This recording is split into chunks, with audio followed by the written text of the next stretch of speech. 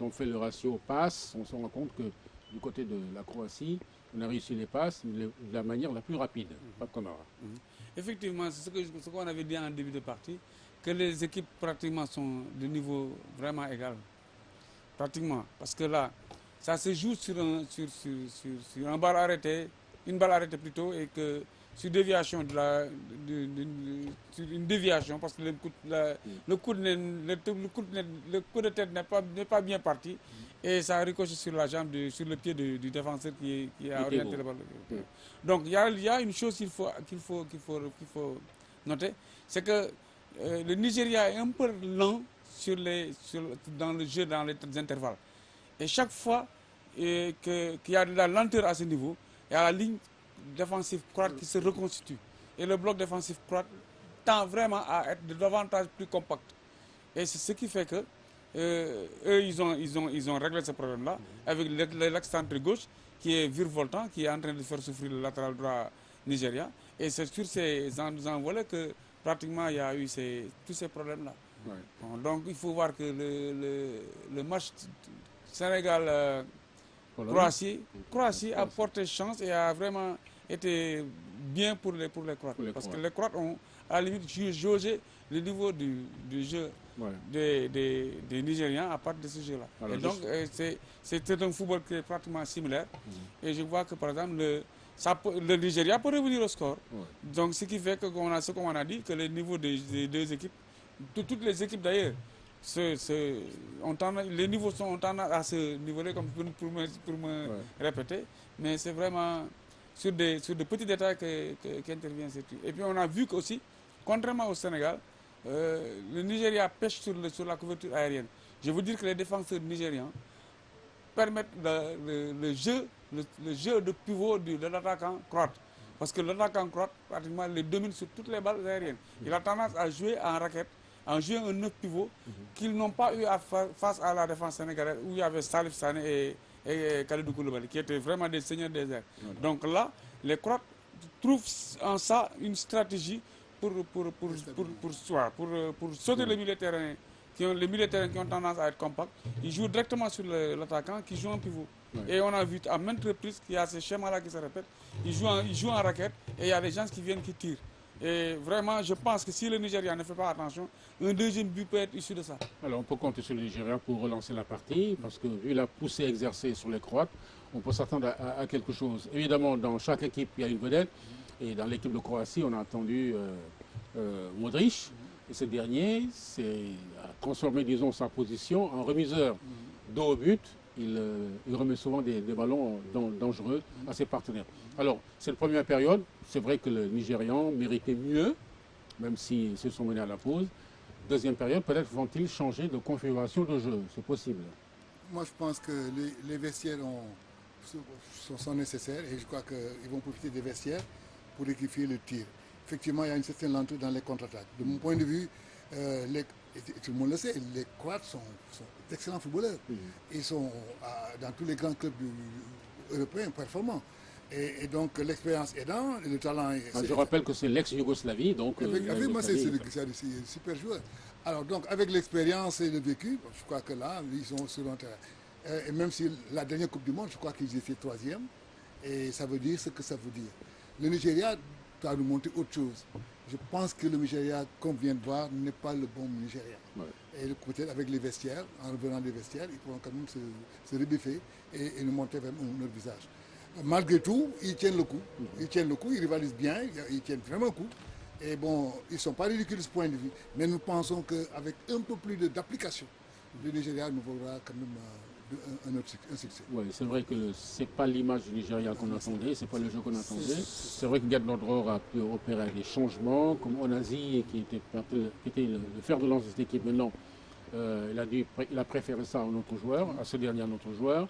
Même si des réménagements ont été faits, on n'a pas encore senti l'ADN du Nigeria dans cette compétition. Ce qu'il faut retenir, c'est que le Sénégal a marqué un but sur attaque rapide contre la Croatie. Et je pense que ça n'a pas édifié le Nigeria. Parce que c'est là où il doit impérativement accélérer le niveau de jeu. Et sur 80% pratiquement des buts actuellement que l'on marque dans ce genre de compétition sont issus d'attaque rapide. Rarement, peut-être qu'avec le Barça, qu'on arrive à déstabiliser une défense, à disloquer un bloc défensif avec des jeux dans les intervalles, avec des jeux appropriés, qu'on marque des buts sur des attaques placées. Mais la plupart des buts qu'on marque actuellement sont issus d'attaques rapides. Et là, c'est l'exemple du Sénégal qui a marqué avec Ismaël Sarr contre la Croatie. Je pense qu'ils devaient les inspirer pour essayer à la limite de copier ça et à la limite d'accélérer davantage le jeu.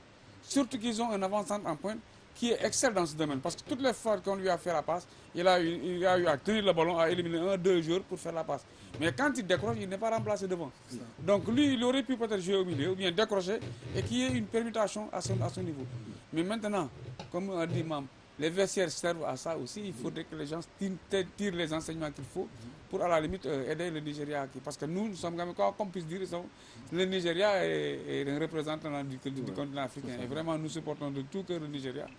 Parce que c'est un pays africain, c'est un frère. Alors peut-être que les Nigérians vont changer de braquet parce qu'ils ont vu qu'ils ont tendance à insister dans l'axe, à chercher la percussion, alors qu'à ce niveau-là, dans ce secteur-là, les Croates sont assez outillés. Oui, je crois que un bon Nigeria peut revenir, c'est clair. Parce que quand même, ils ont l'effectif, ils ont les ressources nécessaires.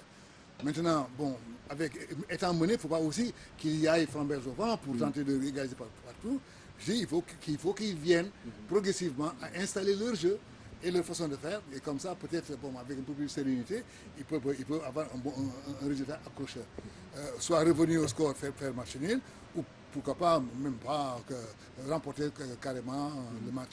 Tout est possible. Mais il faut quand même qu'on voit vraiment le bon Nigeria qu'on a l'habitude de voir. Même mené à la mi-temps, on ne peut pas reprocher à la défense nigériane d'être un peu fébrile. Parce que quand même, on a senti une certaine solidité, une certaine solidarité en phase défensive. Surtout la présence du jeune gardien de but.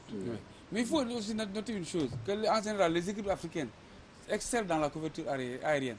Mais actuellement, le Nigeria qu'on trouve là n'est pas préparé à ça. Donc, tu vois, le Sénégal il marque beaucoup de buts sur des coups de tête. Et pratiquement toutes les équipes africaines. Mais là, le Nigeria ne présente pas ce profil-là. Et même en défense, ils ont tendance à être faibles par rapport à ça. Et ça, c'est des caractéristiques du football africain. Que des défenseurs soient des seigneurs des airs.